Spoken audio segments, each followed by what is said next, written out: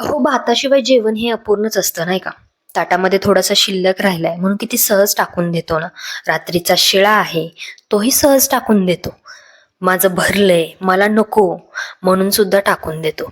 पण त्याच भातासाठी किती कष्ट करावं लागतं हे आज मी तुम्हाला दाखवणार आहे. माझा व्हिडिओ शेवटपर्यंत नक्की बघा, तुम्हाला भरपूर काही बघायला मिळणार आहे.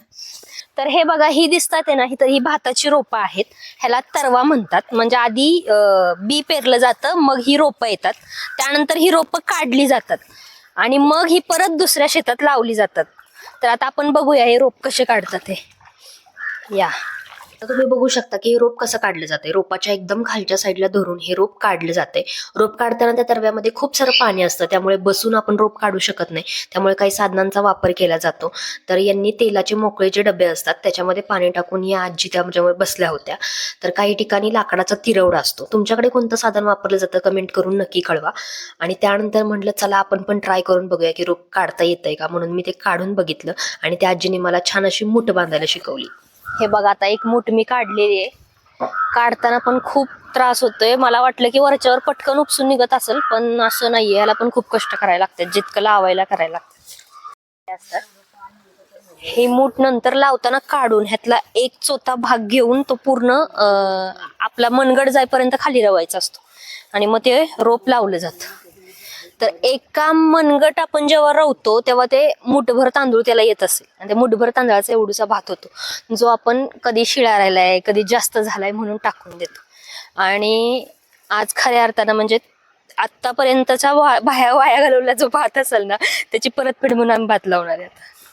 आणि भात काढतोय पण. कष्टासोबतच गाण्याची साथ आणि याला म्हणतात बल्लवरी. आजीने खूप छान सादर केले, ऐका तर. बानूला टसला मल्हारी असला, बानूला टसला जेजुरी गडावरी चाला चाला, जेजुरी गडावरती चाला चाला, गडावरी जाऊ भंडारा वाहू, गडावरी जाऊ भंडारा वाहू, चढी पटाडावई सरला, चढी पटाडावई सरला. तर तरव्यातून रोपं काढल्यानंतर रोपं लावायची असतात, त्याला खासरा म्हणतात. काही ठिकाणी याला शेत म्हणतात, काही ठिकाणी रान म्हणतात.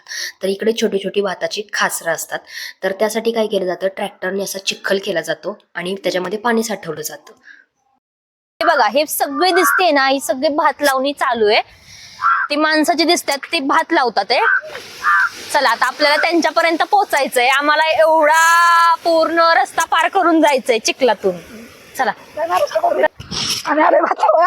तर पूर्ण चिखलामधून पाय काढत जायचंय. अख्खे गुडघ्यापर्यंत पाय रवतात आहे खाली आणि ह्याच्या मागचं खूप कष्ट आहे. पाय रवताना इतकं डेंजर त्रास होतोय ना.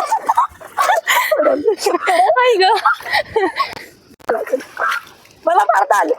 हे कष्ट खूप आहे. भात दिसताना एवढूसा दिसतो, पण एवढा भात लावण्यामागचं ते रोप जेवढा आपण टाकतो ना, त्याचं कष्ट, एका मुठीचा भात जेवढा राहतो तेवढा एवढा भात तयार होतो आणि त्याच्या मागचं कष्ट आज तुम्हाला खऱ्या अर्थाने बघायला भेटणार आहे. त्यामुळे भात टाकताना इथून पुढे विचार करून टाका. तर तुम्ही बघू शकता की मी मगाशी म्हटल्याप्रमाणे एक चौथा भाग आपली मूठ जाईपर्यंत आतमध्ये रोवायचा असतो.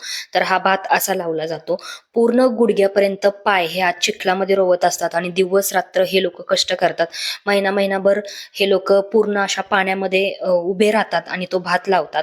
काही जण दोरीवर लावतात, जे एका लाईनीमध्ये तो भात दिसतो. काही जणांकडे लोक कमी असतात म्हणून तुम्ही बघू शकताय की हे अंदाजाने असं रोप लावतात.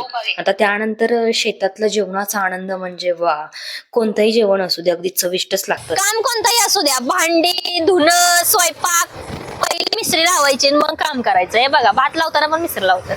कोकणची माणसंही अशीच असतात, एवढं सारं कष्ट करतात पण चेहऱ्यावर हसू असतं. म्हणजे कधीही त्यांना काही त्रास होतो हे ते दाखवून देत नाही. बघायला गेलं तर मी स्वतः 2-3 तास भात लावलेला आहे आणि अक्षरशः मी जेव्हा घरी आले तेव्हा पायाची माझ्या आगाग होत होती. मी झोपले तेव्हा मला असं वाटत होतं की मी अजूनही पाण्यामध्येच आहे.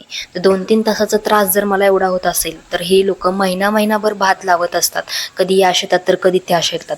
तर त्यांची कल्पना सुद्धा आपण करू शकत नाही की किती त्रास होत असेल. जेवण झालेलं आहे आणि आम्ही परत निघालोय. आता आम्हाला खूप थंडी वाजते, आमच्या अंगावर काही नाही ना, आम्हाला अंगावर काय भेटलं नाही म्हणून आम्ही छत्री घेतली आहे आणि आम्हाला सगळं ओरडतात छत्री घेऊन आले, अंगावर काय दुसरं घेऊन नाही आलो. भात लावताना पावसापासून संरक्षण व्हावं म्हणून काही जण रेनकोट घालतात, तर काही जण प्लास्टिकची कोनची बनवतात आणि ती डोक्यावर घेतात. पूर्ण भात लावून झाल्यानंतर हे शेत काही असं दिसतं. तर हा व्हिडिओ तुम्हाला कसा वाटला कमेंट करून नक्की कळवा. धन्यवाद.